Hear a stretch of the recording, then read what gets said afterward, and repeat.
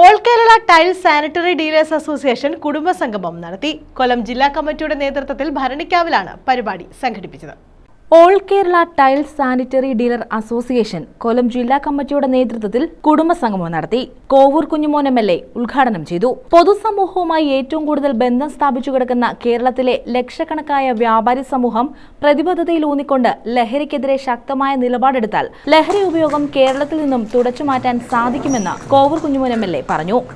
നല്ല ടൈൽസ് വാങ്ങി ഡിസ്പ്ലേ ചെയ്യുക, അതൊരു വീടിന്റെ ആയാലും മറ്റ് സ്ഥാപനങ്ങളുടേതായാലും ഭംഗി ആകർഷിക്കാൻ കഴിയുന്ന തരത്തിൽ വിവിധ വർണ്ണങ്ങൾ ഉള്ള ടൈൽസുകൾ വീടുകളിലായാലും മറ്റിതര മേഖലകളിലേക്കും കൊണ്ട് എത്തിക്കുന്ന ലീഡേഴ്സാണ്.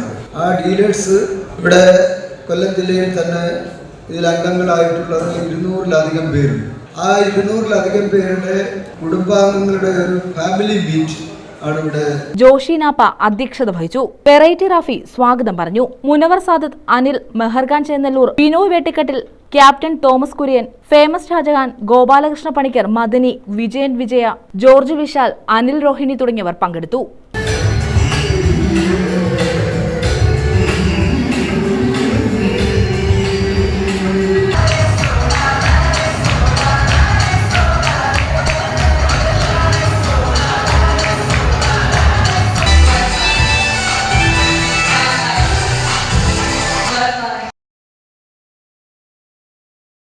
News bureau, Sasthamkotta.